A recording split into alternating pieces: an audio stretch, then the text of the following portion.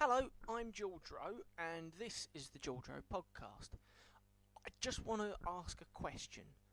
Why is it illegal to commit suicide? I say let them do it. They're unhappy, probably going to be a bit depressing in conversation, and I don't really want to be stuck talking to them. It'll be awkward. Let them get on with it.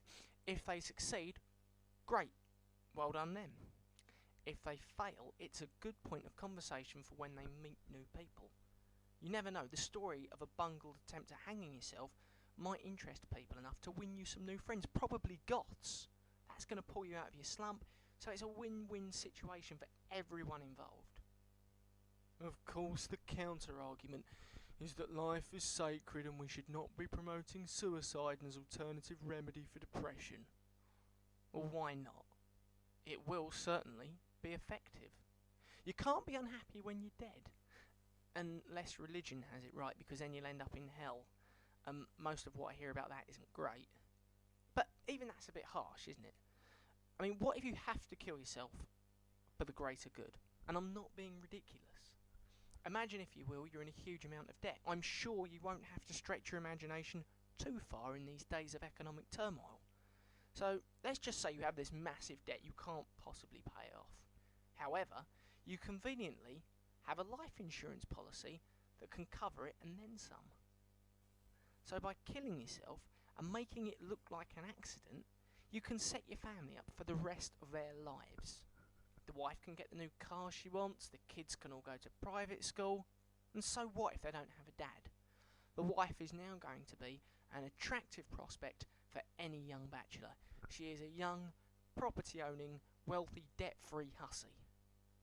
And after the kids have been shipped off to boarding school, he can ship her off for a cruise around the Med. If anything, it's your duty to kill yourself, as nothing else that you can ever do will ever make her that happy. However, the major drawback for you is that you're dead. But the truth of it is that none of us know what awaits us when we die. All theories and thoughts about it are merely guesswork. If it is, as many suspect, a complete nothingness, then it's okay. Because you won't know much about it, and all worries will be far away. Or, on the other hand, it might be like a theme park, where you get to do anything you want. This, personally, is my favourite theory. You can wake up and say, oh, today I fancy being a spy. Then, you get to be a James Bond type, strolling around casinos, womanising and killing terrorists. Brilliant! If you get bored of that, you can do something else. I mean, go mad. Be a hybrid man-eagle super animal for the day. You can read a newspaper from 3 miles away, but still have the intelligence to complete the Sudoku. Basically, any way you look at it, suicide is great. Unless you go to hell. But then that's the risk you take, I suppose. Hello, it's me, George. Normally at this part of the podcast, I'd give you all the email addresses and stuff, which I'm going to do, so don't worry, you'll still get that. But you'd normally just go away and stop listening. Well, don't this week, because there's another couple of minutes worth of material left. Because what I'm going to do is start a story at the end of each podcast, and that's going to be on, and that's for you to listen to. It's going to be an ongoing story involving characters and things. So this week we're going to have the first week. You can just listen to it, decide if you like it. If any of you would love to give me feedback, it's georgerowepodcast@gmail.com, or just leave comments on the site. So please give me feedback, so I'd like to know what you think. And then next week I might start some sort of competition, because I want like a theme tune for it, all sorts of other things. So I'll start a competition if you're interested. So I hope you enjoy. Thank you. Our hero, Carsten Broadstairs, and his trusty companion, Huxtable McGriff, are deep within the desert land of Sao Pamplume. It is here our heroes suspect is the last known resting place of the hallowed golden arse of Glickbotley. We now join them as they are digging down deep beneath the sand where they believe this ancient artifact rests. Dig, dig, dig! This reminds me of when I was last at war, Huxtable. I had to dig 1,000 graves to bury all the men I killed. Every man has the right to a proper burial. I'm not a heathen. No, sir. It's hot. Too bloody hot in this desert, Huxtable. It's a wonder a man of your walrus-like build doesn't collapse. After all, your blubbery frame is more suitable to the harsh wastelands of the Arctic. You disgust me, Huxtable. You really do. Yes, sir. Now I'm what you call a man's build. Tall, lean, slightly muscular, but without looking like some mincing Nancy boy obsessed with the gym. Not to mention my roguish attitude to life, and a jawline you could carve a chicken with. Yes, sir, you are very good. Good, Huxtable! Good isn't even close. Magnificent. A Herculean spectacle. A true Renaissance man. Simply the greatest man alive. Not my words, but the words of Handsome Man magazine. You did write the article though, didn't you, sir? Let's not quibble, Huxtable. The point is they printed it. Only because you were working as editor at the time. Quiet, you oaf! Why?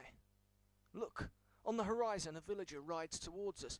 Clip, clop, clip, clop, clip, clop, clip, clop, clip, clop, clip, clop, clip, clop.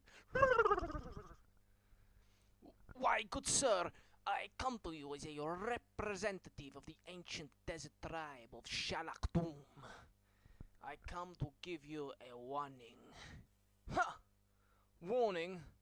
I care about warnings as much as I do about the thousands of illegitimate children I've left in my scandalous wake. I come to tell you that a man with no eyes, but the sight of 1,000 bulls rides this way, and he too is looking for the hallowed golden ass of Glickbotley. Excellent. He can help. Be refreshing to have a useful companion. You said something about his eyes. He doesn't have any. But you say he can see. With the sight of 1,000 bulls. Bulls aren't really known for their impressive eyesight, are they? And why would 1,000 be any better than one? Look, the point is that he is a man with no eyes who can see. Is that not impressive enough? Well, yes it is. So why bother with the 1,000 bulls bit? Tourism. Fair enough. Although, now I have visited this part of the desert, I suspect... Oh no, sir. He's been shot through the heart with an arrow. Yes, thank you, Huxtable. I can see. The question is, who killed him? And how? After all, this is a barren wasteland, and we can see the horizon from every angle.